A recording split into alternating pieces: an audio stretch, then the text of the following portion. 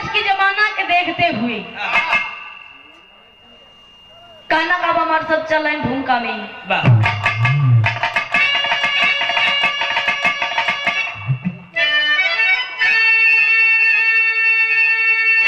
जिगर में हजारों उमंगे ये नहीं टिक, रंग इश्क के रंग में पागल जवानी, दफन कर जमाने की सरमोहया को, बनाते जवाहर कदम पर कहानी। आवेश नस नस में तांडव करे, हर जगह आज हिस्से को नाम है।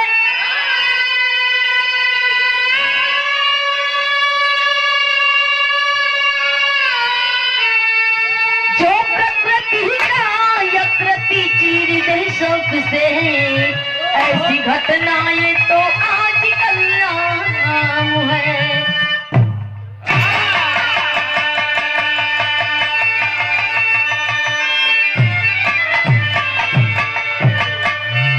जिगर में हजारों उमंगे अनैतिक, रंगी इश्क के रंग में पागल जवानी, रंगी इश्क के रंग में पागल जवानी, दफन कर जमाने की सार मुहैया को, बनाते जवाहर कदम पर कहानी।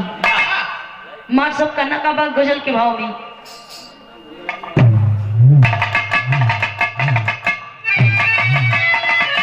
कहना है क्या? जो नजरी चुराते हैं, क्या बजा के ऊपर से क्या बात है?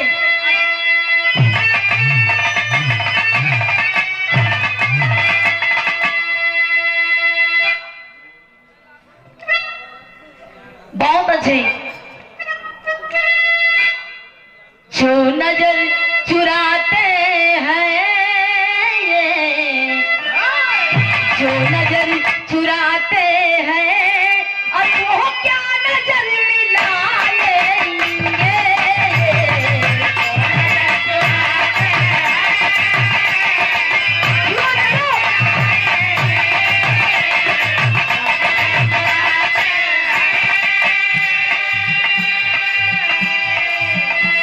जो नजर चुराते हैं, ओ क्या नजर मिलाएंगे। दिल को तोड़ने वाले, दिल को तोड़ने वाले, दिल से क्या लगाएंगे।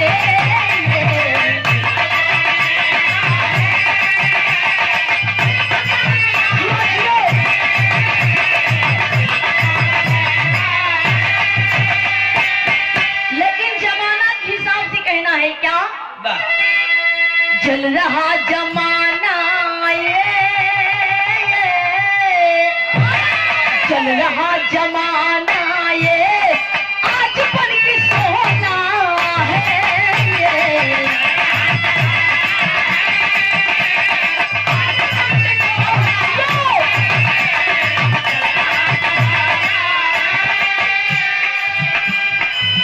चल रहा जमाना ये, आज बन के सोला है। दिल में बसी है नफरती, दिल में बसी है नफरती, ईमान सबका टोला है।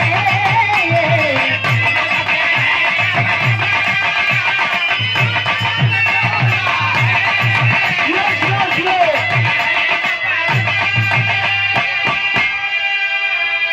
चल रहा जमाना आज बन की सोला है, दिल में बसी नफरत, ईमान सबका ढोला है। आजकल के जमाने में, आजकल के जमाने में किसी किसी को देख नहीं रहे हैं।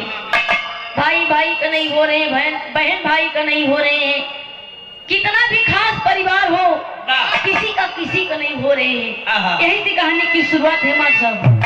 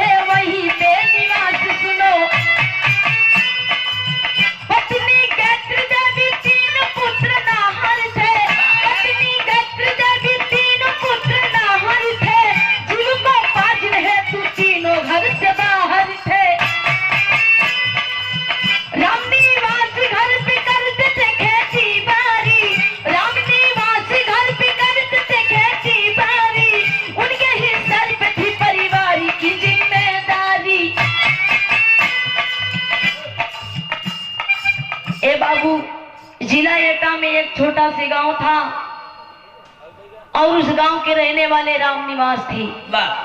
उस गांव के रहने वाले राम निवास थे। राम निवास की पत्नी का नाम गायत्री देवी और गायत्री देवी राम निवास के बीच में 4 बेटवा थी, 4 पुत्र थे।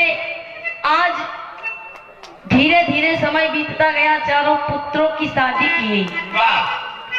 पहले बेटवा का नाम राजेश, दूसर बेटवा का नाम सुरेश, तीसर बेटवा का नाम रमेश और सबसे छोट लड़का का नाम अनिल बाबा।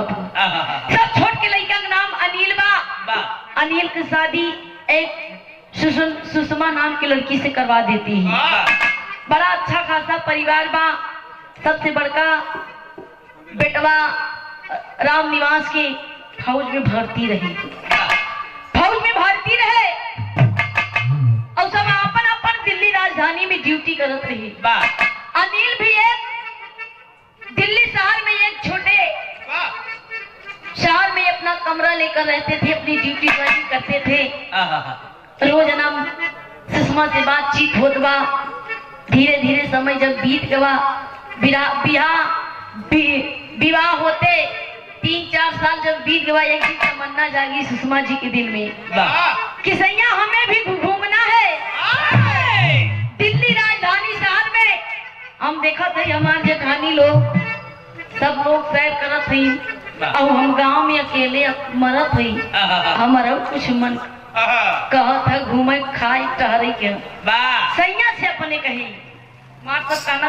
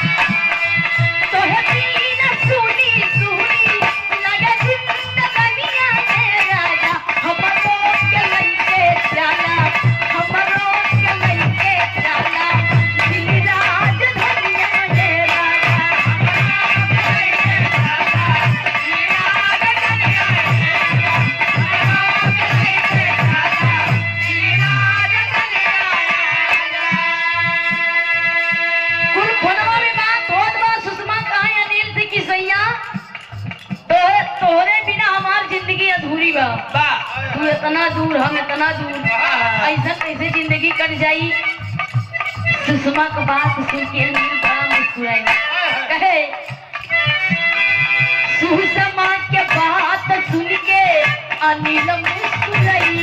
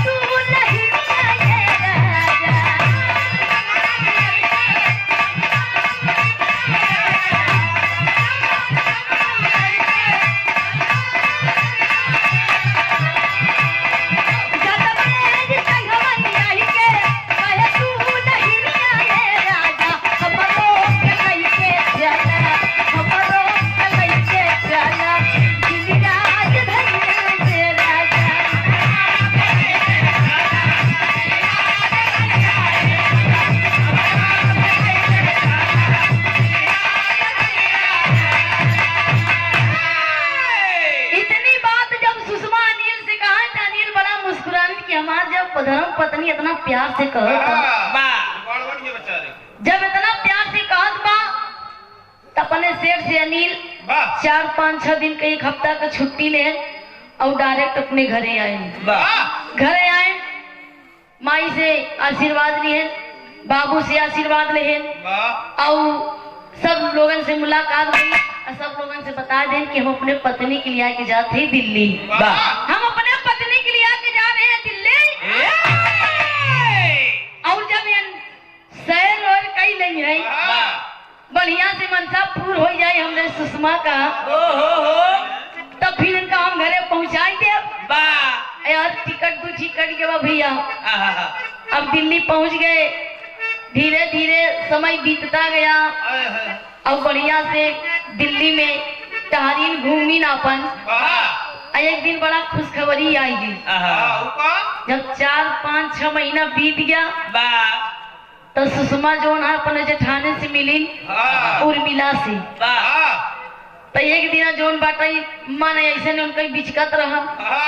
अब जेठान भाई जब 2 लड़किया को माई है तो अनुमान लगाएंगे कि सुषमा की कौन दिक्कत है। और बढ़िया से कहीं दीदी अचार बा, खटाई बा, कहीं करे छोटकी तोर का मन करत बा,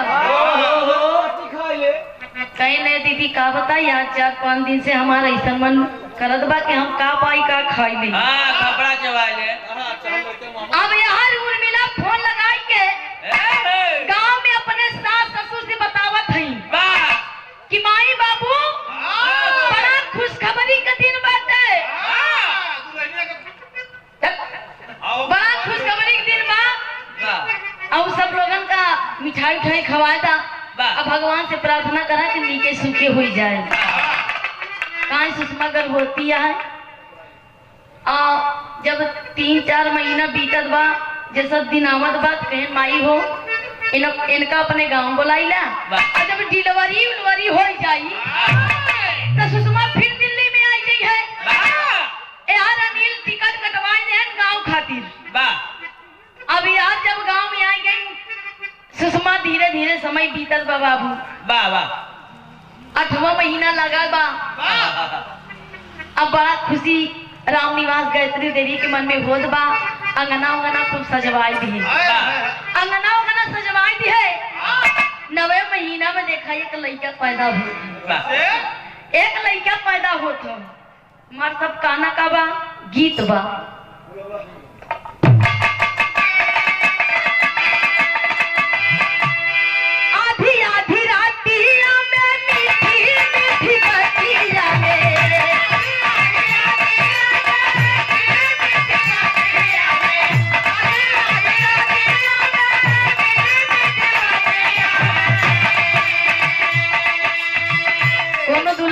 मेहरारू से बतिया है दुल्हनिया का है।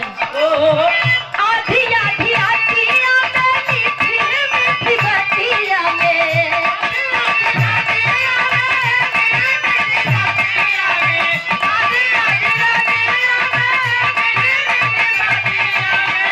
आधी आधी रातिया में मीठी मीठी बतिया में सुतले में हो गई लेती राजा।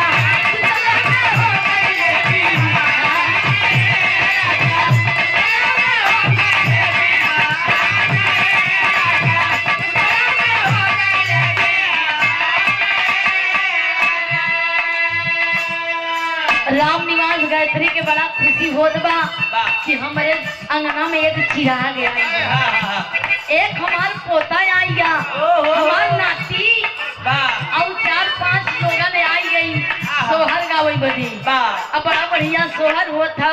माता इसी भाव में कहना बा का सोहर गावाला दुआरे बाजे की बधैया हो।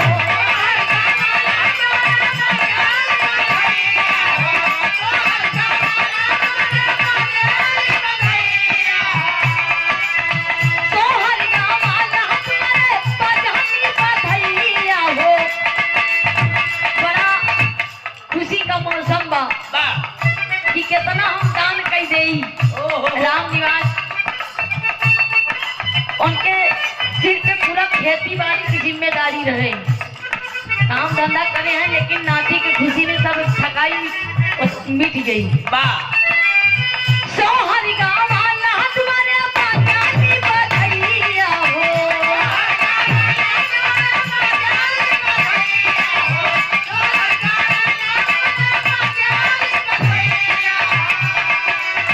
सोहर गाँव वाला तुम्हारे बाजानी बधैया हो, अंगना में हो गई लहला जो रे बाबू।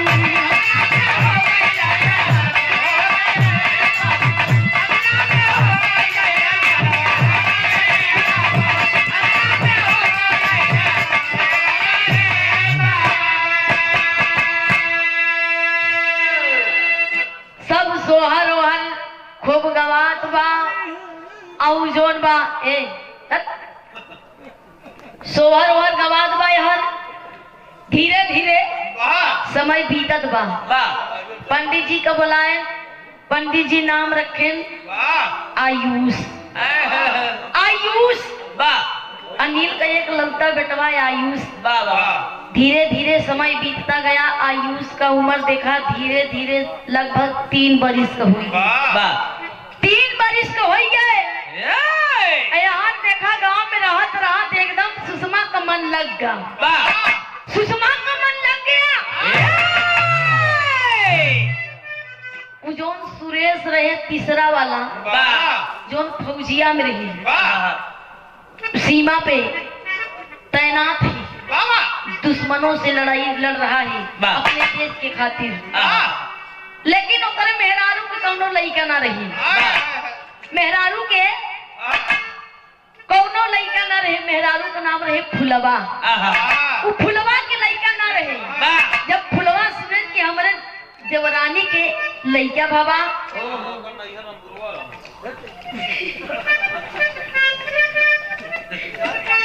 फुलवा कहा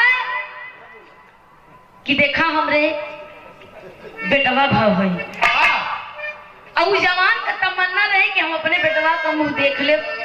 देखा चाहे जिंदा रहा चाहे जैसे रहा, लेकिन मैं मरते दम तक आयुष का मैं मुंह देखूंगा। भाई कहूं दूरी दूरी पे सीमा पे लड़ाई लड़ने के लिए जाते ही दूर दूर पे जहां पर उनका ड्यूटी लग गया। ए बाबू यार जब धीरे धीरे समय बीतता गया, सुषमा का चाल हुई गई खराब। सुषमा का चाल खराब हुई गई। अनिल तो अपनी ड्यूटी पे, रामनिवास अपने खेती बाड़ी में, दुई परानी और सुषमा अपने घर के अंदर चूल्हा चौका बर्तन करत बा। आयुष जब धीरे धीरे 3 बरिस हो गया, 3 साल हो गया, तो अपने साथियों के साथ छोटे छोटे बच्चों के साथ खेलने लगा। और सुषमा अंदर अंदर गुड़ खिलाने लगी। यानी अपने बड़का ससुर के बेटवा माझी बेटवा जे के नाम राम खिलावन रही। राम खिलावन से भाई देवर भाभी कहते नहीं। अब जब मन बढ़ गया तो बढ़ गया। देवर भाभी में इतना गहरा प्यार हो गया। कैसन मरसन गीत बटाई।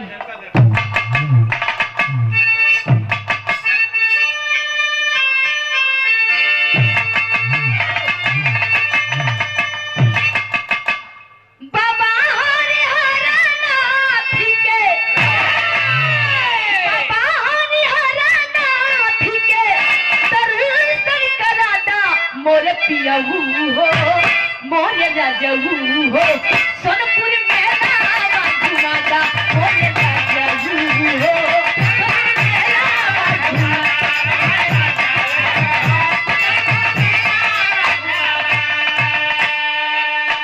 लेकिन यही भाव में कहना बात सुषमा का चाल निगाह गड़बड़ हुई गया। राम खिलावन से बात आगे आगे बात बढ़त बा। धीरे धीरे टोला मोहल्ला में कैसन मार साहब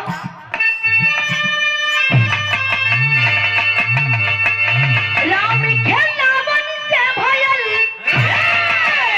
राम खिलावन से भयल नहीं नचार। रोज रखिए में, रोज रखिए में चोरी चोरी होला प्यार। रोज रखिए में चोरी चोरी होला प्यार।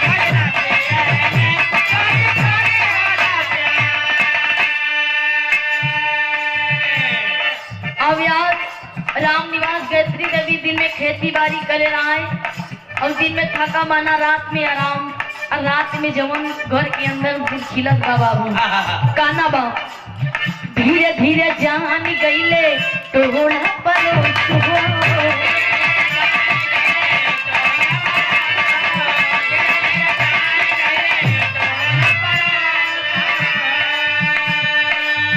राम निवास गायत्री के भयल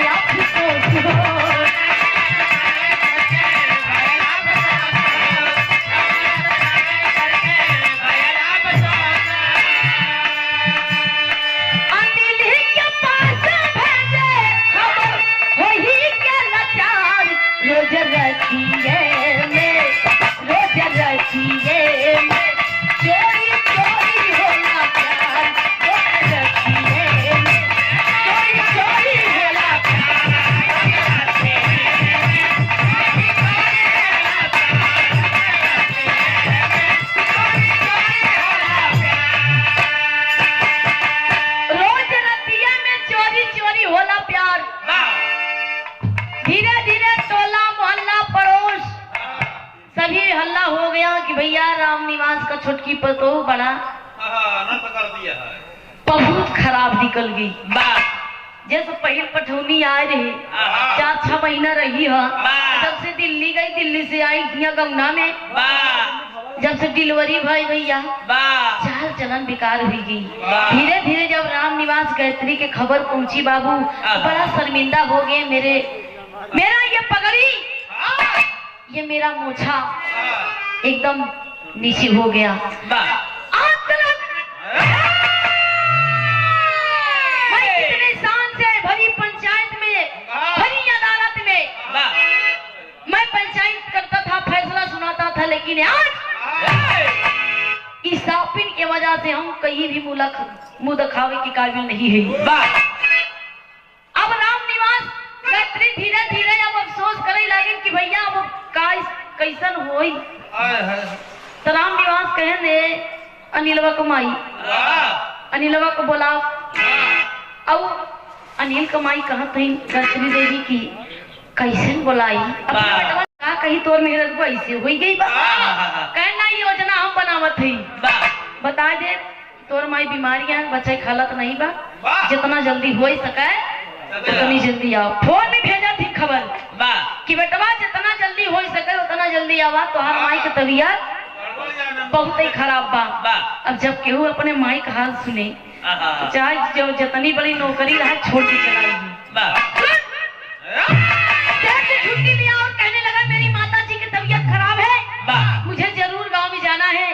सेठ ने कहा भाई तुम्हारी माँ की सवाल है, जाइए तुम, मैं तुम्हें 2 हफ्ते की छुट्टी देता हूँ, जाइए। 2 हफ्ते की छुट्टी लेके बाबू ट्रेन पकड़ता है और गांव की नगरी में आता है। जो बात तो माई मछिया पे बैठी रही, अब बाबू बैठा है भूई में, कपारे भाव देखे बैग उतारे। अब बेटवा आयुष मिलवे न भा अपने दोस्तन के साथ ही खेलत बा। और सुषमा जब खबर पाए कि हमार सैया आवत इतना बड़ा घूंघट करे, एक बार इतना बात बनाई कहीं कहूँ ठीक बा बढ़िया बा। अब देखा अनिल इतना अनुमान लगाए रहे कि हमसे कैसे बात करत थी। आंख में आंसू माई की आगे की बेटवा सारी बात बतावा थी कि तोर दुल्हनिया ऐसे हुई गई बात। अब जितना जल्दी हो सके बेटवा एके लेके जा, नहीं तो भरी सभा में नाक कर जाइए। अगर तनी तुरी जोर बाकी बा पूरी कर जाई। हाथ जोड़ के माई कह लगी देखा बेटवा यहाँ मारा गरियाया जी, तू लिया जा, अब मरवा गरिया हुआ तो फंस जाएगा, तू लिया जा। वन अच्छे समझाया बुझाया समझ जाइए, समझ जाइए। गया कहने लगा कि आयुष की मम्मी हाल चाल ठीक बा, ठीक बा सैया, कौनो कमी नहीं आयुष के पापा। कहना तो हम जानत ही देखत ही तो एकदम बढ़िया से हूँ, ठीक ठाक हूँ। कहे ऐसा है कपड़ा वपड़ा पैक कैला और चला दिल्ली। दिल्ली का नाम सुनते उनके बुखार चढ़ दिया है। वाह 120 डिग्री। वाह कि अब तो हमार कौन जुआन नहीं बा यार। देखा शाम की बढ़िया से जितना अच्छा खाना बनावत भव बना ना कि आप अलग अलग काठी परोस दीन और अपने सैया के परोस दीन खाए लेन बाप बेटवा अपन एक कमरा में। और आयुष देखा थोड़ा थोड़ा उहान बा कि हमार माई अब आवई भाई कहते नहीं माई की जिया गाय के लेकिन उनके गाय को नहीं रहे। मोबाइल निकाली नाम खिलावन लाई फोन लगाई। ओहो ऐसा बात बा कसम खाती मोहब्बत के लाइन कहना मार का आई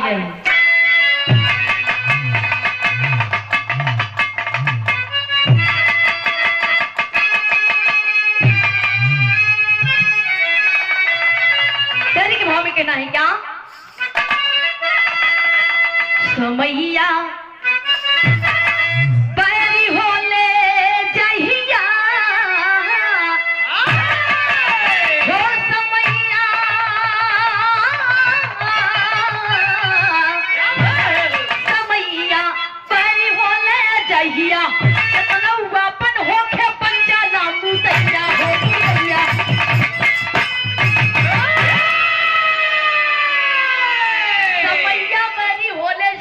कितना वापन होखे बन जाला मुदैया समैया बैरी होले जहिया।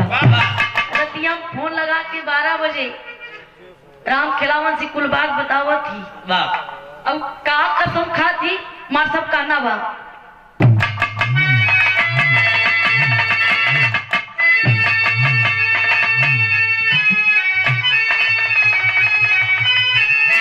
दोनों प्रेमी कसम लिया तब खाई सथवा छोड़बई ना। दोनों प्रेमी कसम लिया तब खाई सथवा छोड़बई ना। चाहे जमाना कितना छुल बदहाई सथवा छोड़बई ना।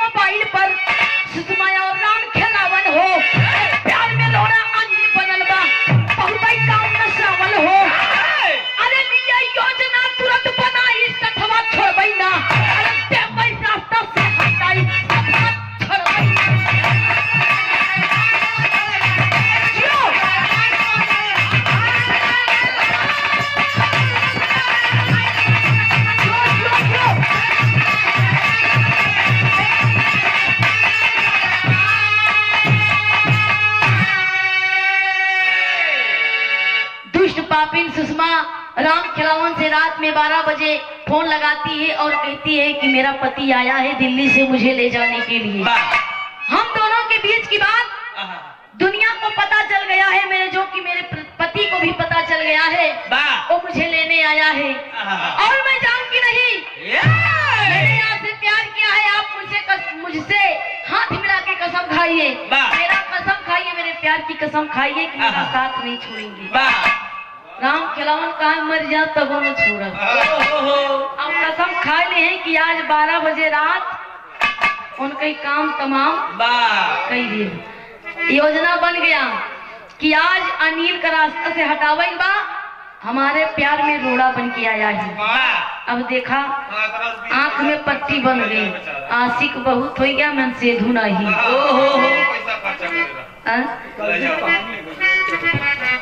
योजना बन गया राम खिलावन आया और यह सुषमा बड़ी बहुत बढ़िया तैयार हो गई कि अब तो रोना खत्म हुई जाए। अब ऐसा जिंदगी जी अब जहाँ मन कहीं जाओ जहाँ मन कहीं आओ।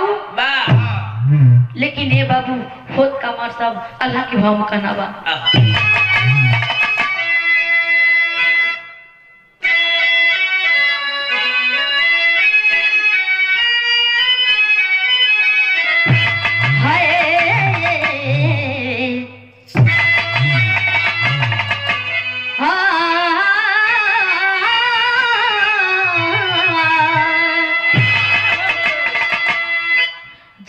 जब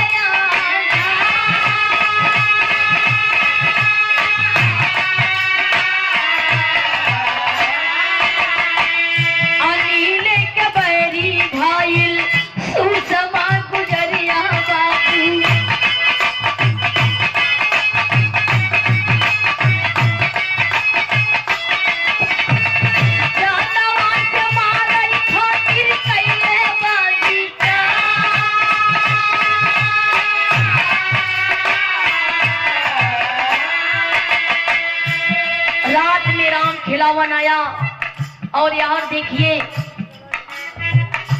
सुरेश सीमा पे गद्दारों से लड़ाई कर रहा है। यार अनिल का जान खतरे में बा, वहां एक जवान फौजी जवान अपने देश की खातिर लड़ रहा है, लेकिन काना कावा मर जाए।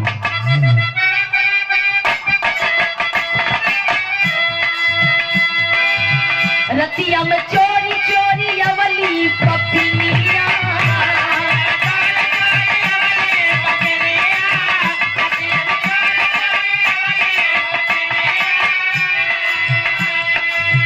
संगवा में राम खिलावन हो के तैया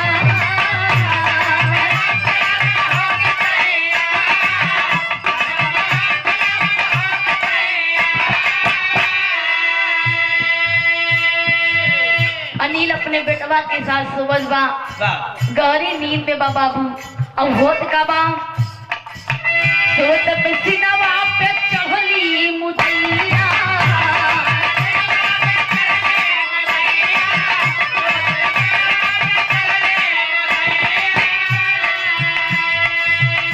गर्दन दबल भायल सुगना फरार। गहरी नींद में सो रहा है बाबू और सुषमा राम खिलावन आके अनिल के कमरे में सीने पे चढ़ जाते हैं और गले पर हाथ लगाती है। जब सुषमा आंख खुलती है अनिल की बाबू अनिल समझ जाता है कि अब मैं बचूंगा नहीं, लेकिन आंख में आंसू लेके अनिल अपने पत्नी से कहा कि ये सुषमा आखिर अमान जी अमान तू का करबू, अगर तू चाहत तू कि हम तोरे जिंदगी से दूर चला जाए, लेकिन कम से कम हमारे बेटवा के तुम मुंह देखा, तू अंधी हो चुकी हो।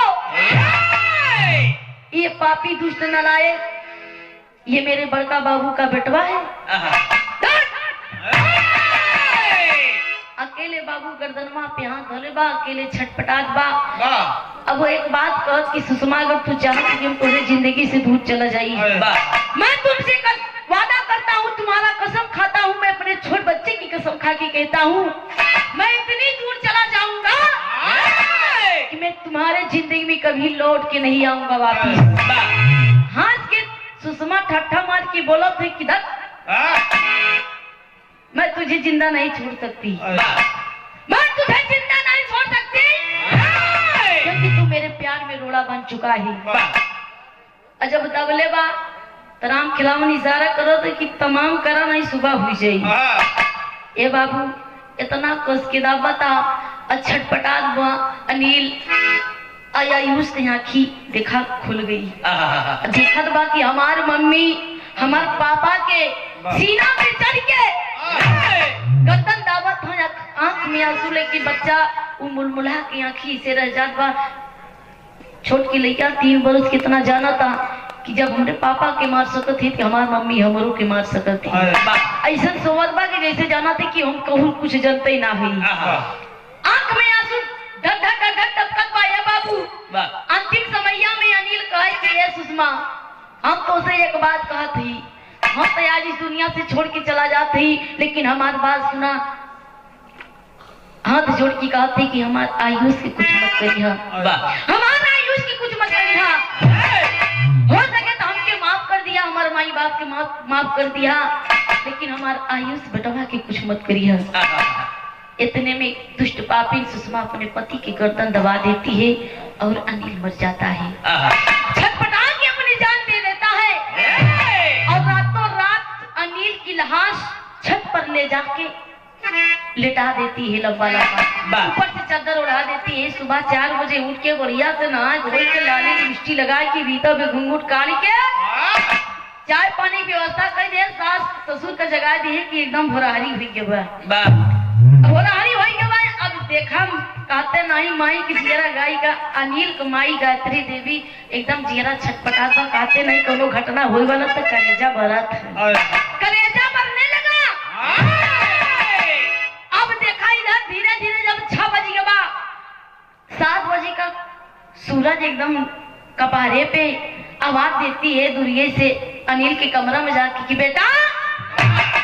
अनिल बेटवा उठा, देखा सूरज भगवान निकल आए। अब दबका बाबू बड़ा के नीचे आयुष। अब बतावे का बढ़िया से एकदम का बतावे। जब देखली कि अनिल कमरा में ना बा, सुषमा तो पूछें कि दुल्हनिया अनिल कहाँ गए। अब नीचे घूंघट में हंसा दिवा एक बार कहते कि होई है कहूँ होई है। देखला छते होते पे इशारा करत बा। जब छते देखे कि देखा गर्मी उर्मी। अब गायत्री सोचत बा कि गर्मी उर्मी लगल हुई, यही से छते पे आई है। लंबा लंबा लेटल दुरिया से बुलाती कि अनिल बेटा उठ जाओ, चाय पानी बन गया है। अब चाय पानी कहला जब जिंदा हो तब ना। धीरे धीरे 4-5 मिनट बोलावो थे। अब तीची एकदम धक धकाल बा जाए के चतर जो भीतर थी सीधा अनिल सोवत बा। जीभिया निकल रहा छाट के फाड़ पड़ी। हल्ला मचाने लगी कि मार अनिल बेटवा आज इस दुनिया से का हो गई, दुनिया से चल गए। आंख में आंसू लेके कहे लगी कि बेटवा हमसे कौन गलती भरे है, हमसे ऐसा कौन पाप रहे कि आज हमार लल्ला इस दुनिया से छोड़ के चला गया। हल्ला मचाने लगी। राम निवास दौड़ के आए, कहने लगी कि का भवा गायत्री देवी का भवा। देखी कि अरे बापा रे बापा सोने का सुगना उड़ गया, बिजली से उड़ गया। गांव समाज टोला पड़ोस आए, देखे नीचे को लाश ले आए। राम खिलावन फरार हो गया। यार सुषमा अपन छुट्टी ने चूड़ी पटकत बा से अलूर मिटावत बा, घूंघटा के नीचे हंसत बा। यार राम खिलावन के बड़का भाई विनोद कुलबराज जानत रहे, जाके दिल्ली थाने में रिपोर्ट लिखवाता है। एक गाड़ी पुलिस भर के आती है और छानबीन करने लगी। आयुष दबकत बा अपने आजी के कोरा में कि माई हमके बचाला, माई हमके बचाला। अब गायत्री देवी कहा कि लल्ला तू का करत हवा, तू का बच्चा देखा इस दुनिया में बतवार बप्पा ना है। अब इधर लेडीज पुलिस छानबीन करता। राम खिलावन के बारे में विनोद सब बता दी। छोटी पकड़ के सुषमा के घर आने लगी लेडीज पुलिस। सच बता बाद में क्या हुआ। अरे साहेब मैडम जी हम कुछ नहीं जानी थे, हमार सैया खा पी के लेटे ना छत पे गए न, अब हम नहीं जाने का हो। तमाचा इतने में आयुष की हिम्मत आ गई कि भैया बोल पड़ा कि साहेब हमारे मम्मी हमारे पापा के सिनेमा पे चढ़ के हमारे पापा के गर्दन दबा दी। बयान देता है और उसके बाद होता क्या हमारे साहब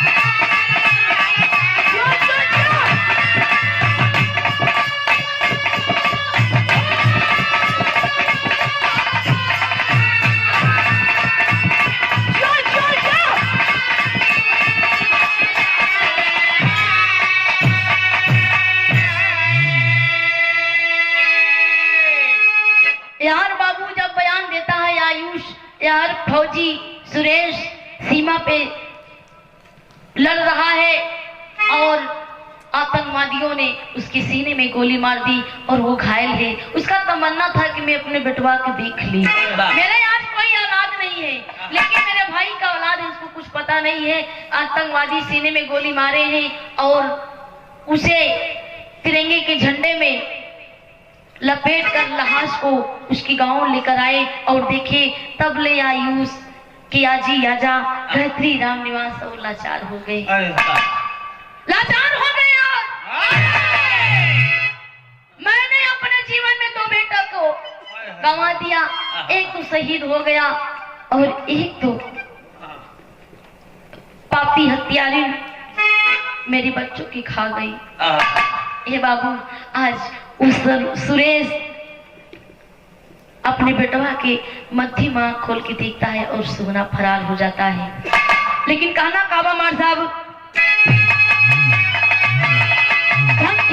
उस 4 साल बाबू मरिया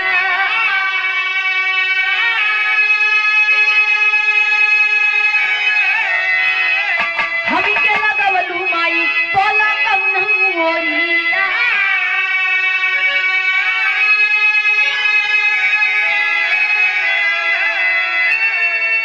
मोहब्बत पापा के निहार बार बार रोवेला।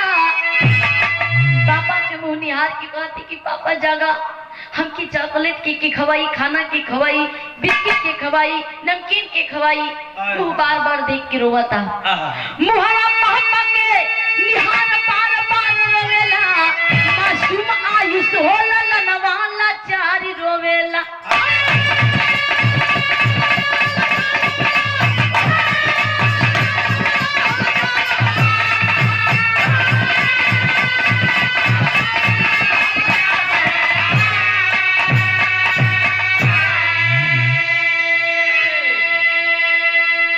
सुषमा बयान देती है, हाँ मैंने अपने पति को मारा है अपने हाथ से। पूछती है किस कारण मारा, बताती है कि मैं एक प्रेमी के चक्कर में मारी। और राम खिलावन को बुलाया गया। 135 14 धारा अपराध लगा। हाथ में हथकड़ी, पांव में बेड़ी, दोनों प्रेमी प्रेमिकाओं के हाथों में लगा और उनको जेल हुई। और यहाँ दोनों रामनिवास गायत्री देवी अपने दोनों बेटवा के लाश अंतिम संस्कार करने की तैयारी की। बाबू कहना काबा मार सब गुरु घराने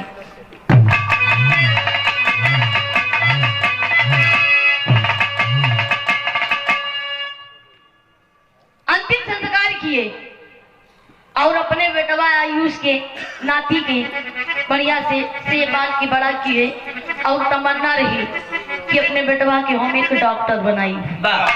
पढ़ावत लिखावत हुआ और दोनों प्रेमी प्रेमिका जेल में गए। और जब अदालत का फैसला आए तो जेल में हो, फांसी का फंदा पे हो। बोल बात सब गुरु घराने का परिचय है।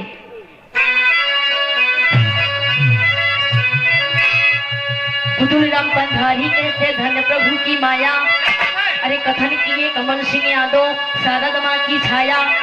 अरे समैया होले बहरी जहिया, अरे समैया होले बहरी जहिया, अगावे सोना सुहानी